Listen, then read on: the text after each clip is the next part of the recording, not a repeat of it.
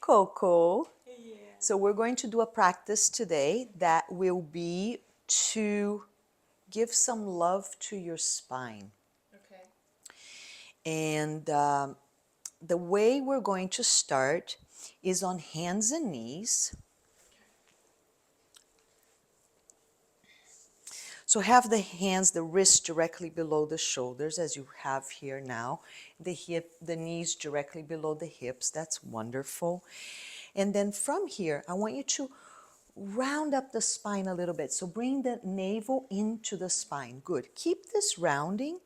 And now locate the top of your head and your tail and move them towards one another towards the right. Like you're opening up a C shape to the side. Yes, lovely. So keep the rounding for this one. Keep the rounding, yeah. So keep a slight rounding as you open to one side, and then come back through center, and now open to the other side, keeping the rounding of the spine. Good. And then come back to center and switch again. Round, good. So the tail and the head moving towards one another. Good, and then switch.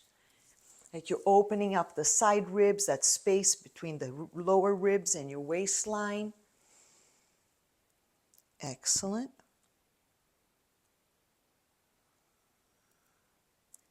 And then just take a little pause here, maybe back towards child's pose.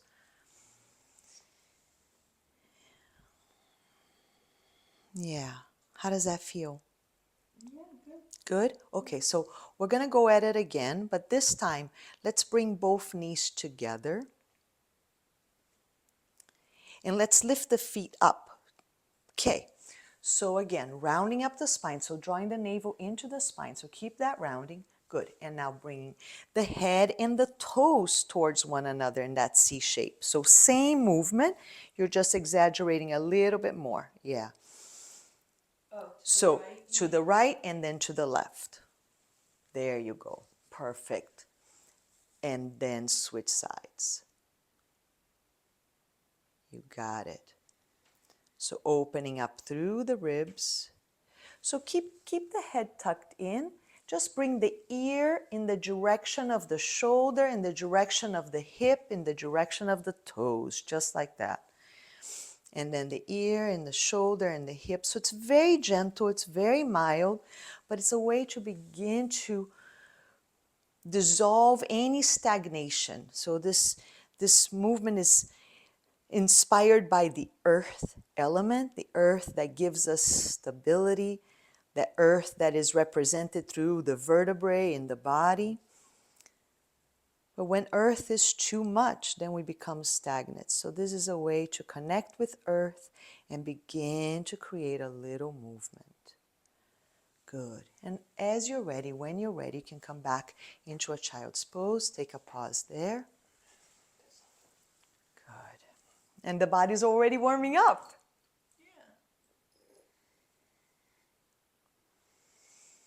Yeah, and then just taking that little pause as needed, when needed. Okay, so let's come back to hands and knees. And then this time, tuck your toes under and lift your knees off the ground. And now shift your hips back, keeping the legs bent, like you're going into a downward facing dog with the legs bent. Maybe take your feet a little bit wider, mat width apart, in fact. Take your feet so that they're as wide as the mat. Good, and just shift the hips back. Good, so now we begin to really decompress that spine. So you can let the head go, really stay active on your hips. Can you bring the heels all the way down in this position that you're in? No. No. Can you bring the feet a little further forward and wider, and maybe that will do it? Uh-huh. Yeah. How's that? Yeah. Feels okay? Yeah. Good, so just release here. Good. Now come into your fingertips. So stay back on your hips, but just come into your fingertips instead of your hands. How's that? Is it okay? Yeah, it's hard work on my thighs. On your thighs, yes. Good. So just take a pause. Don't overdo it. Good. Yeah. And see if you can really extend out through the arm. Right. Yeah, really extend through the arm and the spine. Good, perfect. Then downward facing dog, perfect, good. And keep this slight bend on your knees, that's fine. In fact, that's even better because then you can really decompress through the spine. Now cross the left arm over to the outside of your right ankle. Yeah. Go ahead and grab a hold of the ankle. Good. And now see if you can begin to straighten that right leg. Just the right. Keep the left leg bent. Yeah. And let the whole left side of the torso drop. And open here through the side lungs, open through the waistline. Breathe.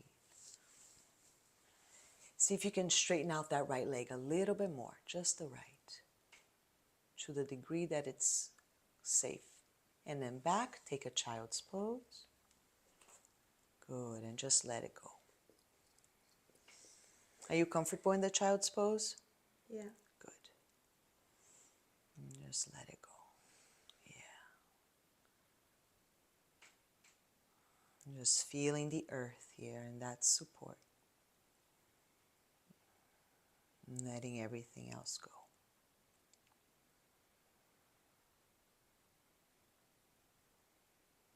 Deep breathing into the back of the lungs. And dissolving any excess right into the earth. Good. All right, come back into hands and knees as you're ready, no rush.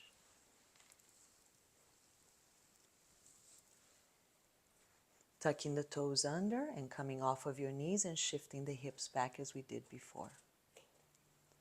Good. Maybe taking the feet even wider apart and seeing if that makes it, I mean, you're still going to feel the quads, absolutely, but is that a little bit less intense on the quads? Yeah. No. No? But it makes it the stretch easier. Easier, that's right. You can decompress a little bit more.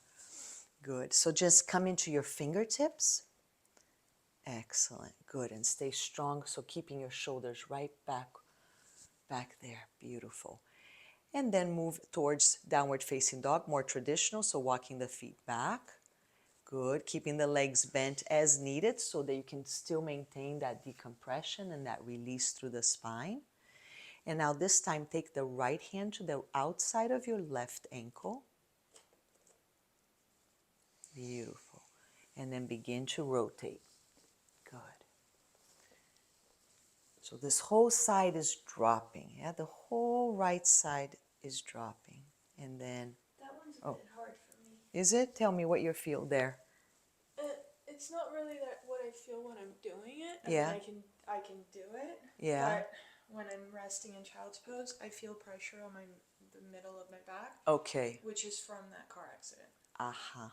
And it's So what it's just, I've been working on with the chiropractor. okay, so let's So do that. pressure comes back. Got it. Yeah. So, because your middle back is exactly what you're doing when you're twisting. So let's look at a different way to do the twist. Come into your hands and knees. Feet apart. Good. And now take your right arm underneath the left. Yeah. Good. And then bring this right arm, yeah, up like so. So lift it up a little bit. Use that to bring you up. And how does that feel?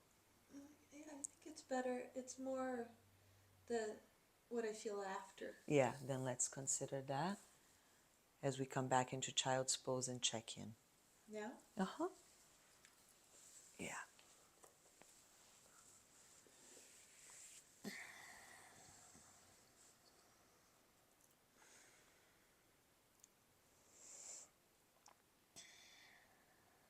And how's that? Better. Yeah.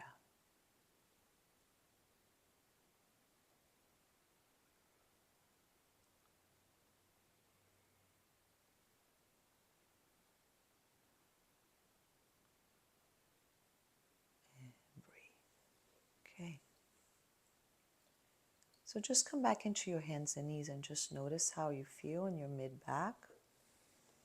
Yeah, I feel fine. Okay. Round the spine a little bit again. Good. And that's okay too? Yeah. Okay, good. So then let's take that left arm under and do the twist in this way. Yeah, good.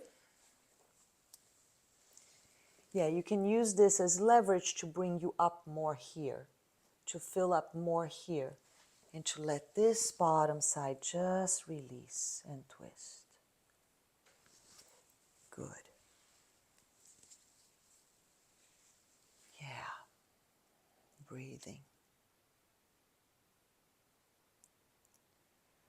So it could be that eventually it feels comfortable to do it the other way. Yeah, for sure. But for now, this would be a more appropriate way or gentle way to step into that twisting. Yeah.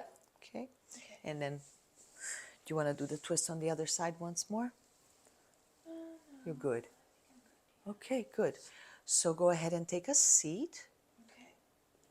and just notice how you feel. Yeah. Taller. So this would be a little 5-minute routine that you bring into your everyday in the coming week. At any time that feels that you're able to maneuver that, maybe it could be right before your meditation, since you already have the meditation practice there in place, 5 little minutes that you do just before. Or it could be, when things are really happening there at the studio, that you can just step into this space, be quiet, and do your little 5-minute routine. Okay, thank you. Okay? All right. Namaste. Namaste.